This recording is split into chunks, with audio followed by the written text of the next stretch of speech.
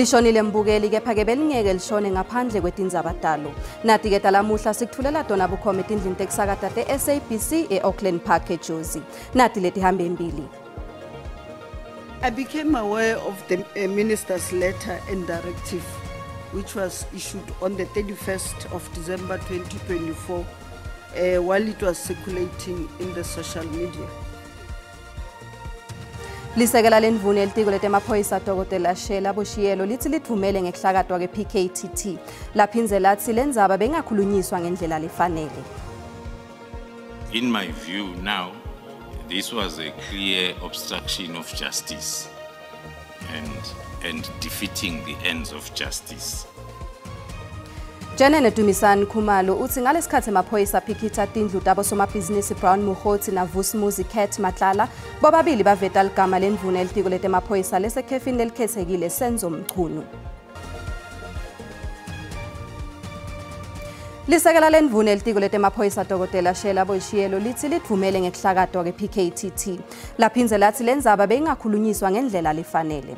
Boshiyelo utshele ikomiti lesikhashana ePhalamende ukuthi isinqumo sekuhlakatwa kwalelitsimba sammangalisa futhi uthi emasekela etindvuna kumele afakwe nawe etinkhulumeni ngaphambi kwekuthi kuthathwe tinqumo. Lisekela lendvuna yetemaphoyisa Dr. Sheila Boshiyelo litshele ikomiti lePhalamende ukuthi labona tinkundleni tekuchumana ukuthi indvuna Mchunu seyihlakade elitsimba leliphenya ngekubulawa kwabosopolitiki. Lithi kwecala limanga elithembe lolidzaba kepha kamuva Mchunu wabese uyaqinisekisa. Boshiyelo uthi lesinqumo sekuhlakade lelitsimba sakhulunywa na komishana wamaphoyisa afana Masemula kuphela emasekela lendvuna kamange atiswe.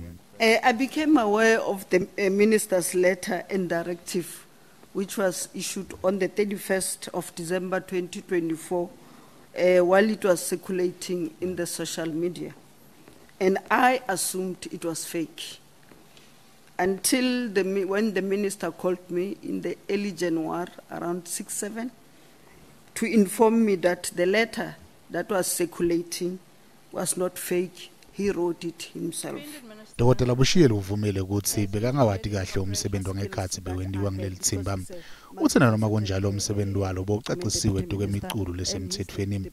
Boshiyelo uthi lelitsimba belwenda kahle umsebenzi walo. I did not know much about the PKTT. In that report that was presented on the 5th of March, the successes, why it was formed, the successes that were there, the challenges of the misinformation and all other things were put there.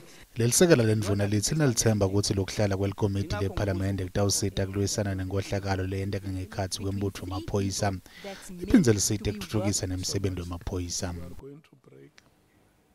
Lokhulumele emaphoyisa velonke Brigadier Clenda Mathe uthi somabhizinisi Brown Mokgotsi solo uyafuneka ecaleni lelavulwa ngkomishana wamaphoyisa waKwaZulu Natal Janene Nhlanhla Mkhwanazi lekucekela phasi bufakazi inkhohlakalo kanye nebukhwabanisi. Mathe uthi Mkhosi wabaleke phoyisa ngesikhathi aphikitha sakhiwo sebhizinisi yakhe mhla til-16 enyangeni lefile. Mokgotsi uvumbuke savumbuka lomuhla ekuseni kungilesibili kulandzela isigameko sekudubule Phosphorus idolo ebusuku. Mathe uthi unelithemba lokuthi Mokgotsi utawuhlonipha isikhathi sekuhlangana namaphoyisa kusasa ngaloludzaba laphambili lafunela lona. We can confirm that as of today, we are still waiting for him and his lawyers. They've made another promise. They made another promise last week to meet the team. They did not honor that promise. They did not honor that appointment. We know that they have made another promise that they will then meet with the investigating team tomorrow to execute that particular search and seizure warrant. Ngekusho kwaMathe kulesigameko sekudubule amaphoyisa nawafika kulendzawo yesigameko kubika ukuthi Mokgotsi utshela amaphoyisa ukuthi besolo kunemoto lekuyiveni lemhlophe ngaphambi nje ukuthi labo bekade bahamba ngayo baqale ukudubula lemoto lebekade hamba ngayo. Ngaphambili indilo somabhizinisi waseNorth West nakakhulumisana netindzaba te-SABC uke waveta kukhathateka ngekuphepha kwakhe. Mangembi kwenhloko yetebunhloli emaphoyiseni Lieutenant Janene Dumisani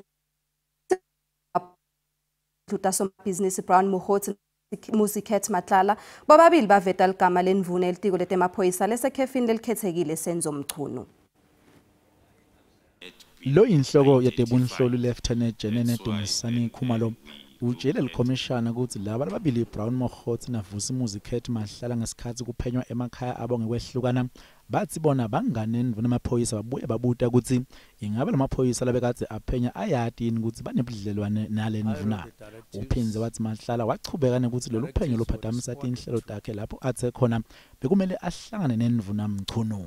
In my view now, this was a clear obstruction of justice and defeating the ends of justice by DPCI officers, JMPD officer Mohatle, and Sergeant Fanning Kosi of Detective Services in the office of the Lieutenant General Sbiya. Khumalo uthi kufikile tindlebeni tabo ukuthi sekucashwa emaphoyisa ukuthi abulale bandvu. Uthi kuboshwa kwelephoyisa puletawo lebekasola ukuthi unesandle kubulaweni kwa Amar Swati akumange kubethuse. We have picked up that the hit coordinators as well as hit orderers, they have adopted this new way of recruiting the serving members of SAPS to serve as hitmen. Khumalo uvete ligama lelinye lilunga lema-Hawks lapho athe khona bathola ukuthi leli lunga lelisolwa kolisebena lelicembu lebugebengu lobuhleliwe. Khumalo uthi kulandzalo luphenyo lolubandi bathola ukuthi Captain Zungu lolunga lema-Hawks loseluhlwini lwetinombolo telucingo lwamahlala uyakhuluma nalosomabhizinisi losejele losola ngekwetama kubulala. Khumalo uthi bathola lokhu ngemva kokuthatha lucingo lwamahlala. Utshele likhomishana ukuthi ngemva kokuthola lo mniningwane babona kukuhle ukuthi bangawatisa ama-Hawks ngetinhlelo tabo. During the raid and the confiscation of a cell phone from Mr. Matlala on the 6th of July, the cell phone that we found there was having the particular individual, Captain Zungu, saved in the cell phone of Mr. Matlala and some calls. Kuyaqhubeka kuhlala kwaleli khomishana. Inguyona itawusakata ngalokusemthethweni iG20 SA 2025. Emalungiselelo eG20 elithimba lelisebenta ngetempilo yaqhubeka ePulukwane eLimpopo. Umhlangano wetindvuna talamatiko utawucala ngolwesine kuze kube ngolwesihlanu. Indvuna elitiko letempilo Dr. Aaron Mtswaledi netihambeli talomhlangano letibuye emaveni lahlukahlukene titawube titsingitsa tindlela tekutfutfukisa tempilo mhlaba wonke jikelele. These global leaders in the health fraternity will be delving deeper into the discussions about collaborative partnerships towards ensuring that indeed the world observes universal healthcare. We've seen the globe really working together during the COVID-19 pandemic, and the world really did work together then, and of course they're hoping to emulate some of that past success where the global community really rallies together. We know that some sub-Saharan African nations are confronted with a burden of disease. That response is also important. Waterborne diseases ravaging some parts of Africa. So global leaders are really coming together here in Polokwane on Thursday and Friday to discuss ways on how to address that. Mengameli Cyril Ramaphosa uthi nakucala ingcungcuthela ye-G20 kulenyanga lesetulu kutawendiwa lubito lekuthi emave emhlaba sekele umbiko we-G20 lokhuluma ngekucetha kungalingani. Lo mbiko wahlanganiswa likomiti lelingaphasi kwe-G20 kanti uhlose kubuka tigaba tekungalingani nemthelela wato. Ngenyanga yengcilo nyaka mengameli wanika leli komiti umsebenzi wekuthola tinhlelo letingasetshenziswa kucetha kungalingani emkhathini kwalabacaphuna kusale nalabaswele. Lo mbiko undluliselwe kumengameli ngisihlalo waleli komiti njengalwati Joseph Stiglitz lamuhle Parliamente. Lo mculo weqala ngalo bika kungalingani emhlabeni.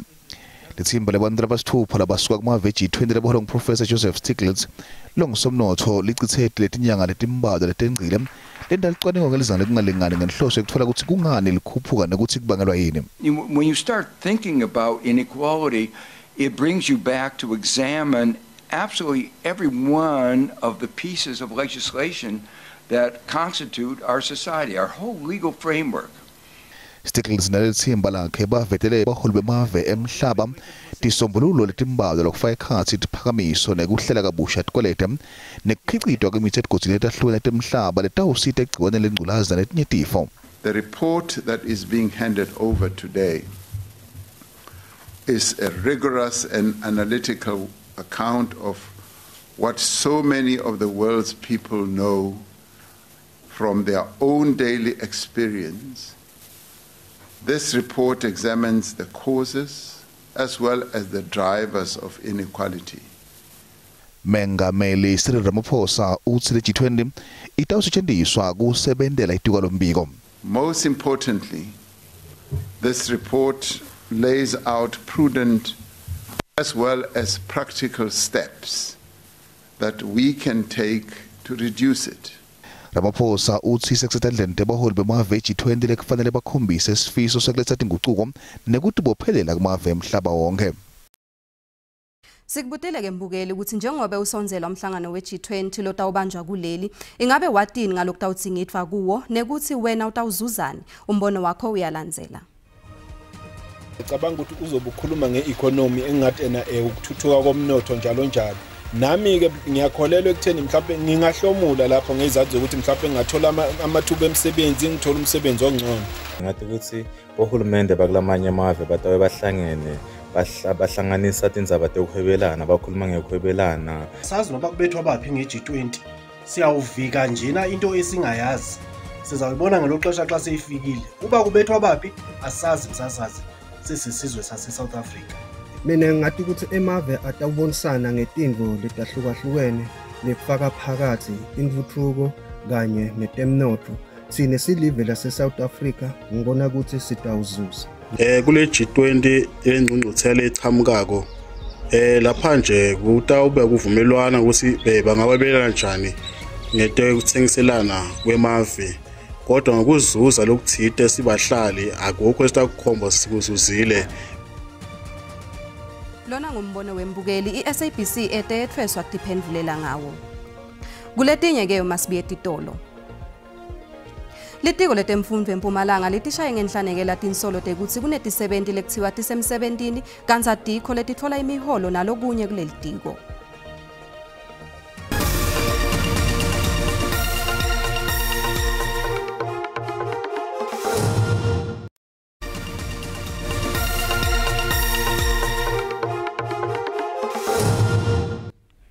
Wemgelekile mbukele esigabeni sesibili setindzaba uma ucetha kungena ukhethe kahle tisekhona hlala nathi. Litiko letemfundo eMpumalanga litishaye ngetinhlanekela tinsolo letithi kunetisebenti lekuthiwa tisemsebentini kanti adikho letithola imiholo nalokunye kuleli tiko. Letinsolo tivele ngembiko emcwaningi mabhuku lovete ukuthi leli tiko lilahlekelwe imali lebalelwa ku-1.8 billion wemarandi. Lokhulumela leli tiko Gerald Sambo akavumelani nalombiko wemcwaningi mabhuku. Akuna ma-ghost workers la ku-Department of Education and in the Treasury verification of employees itholile vele ukuthi awekho ama-ghost workers kule department. Ne-report yaka-Auditor General ayisho ukuthi kunama-ghost workers kule Department of Education kodwa into ichaza ukuthi kunama-salary overpayments la bangela ukuthi umuntu angashona uthola ukuthi salary yakhe already seyiranile i-payment yakhe yangena kodwa ekugcineni siyakhona ukuthi through debt siyirekhuphe le mali umuntu before sibhaleda le mali kuma-beneficiary. Konje kune sikwenzile simnyango department sitrainile abothisha kakhulu ezikoleni ukuthi bakhona ukuthi ba-report masinyane lama-cases siphinde si-strengthenishe i-monitoring system kuma-circuit office ukuze ukuthi siqinisekise ukuthi makukhona la kungayenzeka ukuthi igcine kube ne-overpayment because of ukushona komuntu umuntu arizanile sikhona ukushesha singenelele sikulungise lokho. Lendvuna elitiko letekuchumana netebuchwepheshe Mondli Gungubele lithi iNingizimu Afrika seyaba indzawo yebantfu labenta bugebengu ngetebuchwepheshe lapho bebakhona imininingwane yebantfu baphinze bafune imali etikhungweni. Akhulume ngomfeni yetebuchwepheshe eThekwini Gungubele uthi iNingizimu Afrika kufute ikhone kubona lobugebengu ngaphambi kwekuthi leli liyahlakelwe imali kanye nemandla. Hulumende ngalenkonfa uhlose ukuthi amabhizinisi kanye netifundiswa tihlangane khona tibonisane ukuthi tingathuthukisa njani tekuvikelwa kwelwati ukuthi tingebiwa nekuthi kuthuthukiswe imiphakathi lesebenzisa ubuchwepheshe besimanje. Leli libalwa njengalelinye lemava lahlaselwa kakhulu ekwetshiweni kwelwati kakhulu kati kubongqondo bomshini kuhlaselwa kakhulu takhiwo ncane kanye netinkampani tahulumende. Last year where South Africa was one of the most hacked countries. You understand the type of a country South Africa is in the continent and why it is of significance to whoever wants to make mischief in the continent. So the issue of us being aware that we are confronted by that makes the question of security an urgent one. Bosolwati bathi leli vele liliheha kakhulu bugebengu bekwebiwa kwemniningwane lelapho tigebengu tibuye tingashushiswa njengoba lelide isivumelwano sekusebenzisana Interpol uma kubuyela udzabeni luthinta tingcinamba letifana naleti. Our laws in South Africa are just for us as South Africans, and we haven't gone out and being able to say that if someone attacks you from Nigeria or someone attacks you from China or Russia and USA, which we are being done on a regular basis, there is no consequence. Njengoba emaholiday asonzela bathenga baxwayiswa ukuthi bacaphele uma bathenga online. If you're looking at a web portal, look at the HTTPS, the security certificate on the website. If you do not see the website being secure, you need to be able to be suspicious. Lenkonfa yamalanga lamabili ihlose kuniketa leli vesi sombululo ekwetshiweni kwemniningwane. Bantu baseZimbabwe labangahlali khona bayasola sincomo sezano PF sekufuna mengameli Emmerson Mnangagwa ahlale esihlalweni sekuba ngumengameli ukuthi made kube ngu2030. Lokhu kulandzela simemetelo saleli cembu lesithi singeta isikhathi saMnangagwa eovisi ngeminyaka lemibili. Lesiphakamiso sashicelwa ngalokusemthethweni enkomfeni yezano PF lebanjwa minyaka yonke. Lenkomfa beyibanjelwe edolobheni laseMutare enyangeni lefile lapho tihambeli taya latibonza tahulumende ukuthi ticale kubhala umthetho lotawuchibela umthetho sisekelo. Lishoshovu leZimbabwe ehlangana eJozi kutawudzingetsa umthelela longahle ukuthi nesinqumo saMnangagwa sengeta isikhathi sembuso wakhe. And the extension is going to affect both the term of the president and that of parliament. And as Zimbabwe citizens, we decided to respond to what government has said, because in Zimbabwe there is a conflation between the state, the party, and the securocrat, which is the army. They work joined. So Zimbabwe today, of course, is not a failed state, my comrade. It has never failed the class that it represents. It represents what you will call the black bourgeoisie class, which we refer to as the looting class. Lisekela le Freedom Alliance lesihlabile lesimo lesibukane nalela vem. No media is allowed to cover us. An attempt at a press conference was foiled at the Blue Lagoon private offices of the ZAPU President Nkomo by heavily armed police who blocked the media from getting in. 2 of our planned public meetings in Bulawayo have been stopped. Lidishoshovu tinqosane lusha ukuthi libe ingcenye yalomzabalazo.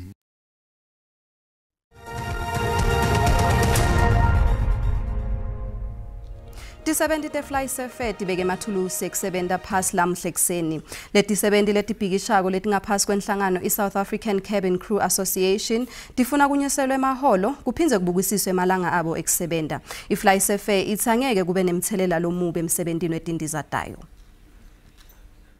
Unfortunately, the parties didn't finalize the settlement today, despite some really constructive engagement. As a result, tomorrow's employer-initiated work stoppage will commence from midnight tonight. FlySafair's full roster is, however, protected, with all scheduled flights covered by non-unionized crew and unionized crew that have already accepted the company's offer. Kunasibusiso Mahlalela kuleti hamba embili kuleti phume embiteni kuligwalagwala FM. Sibu.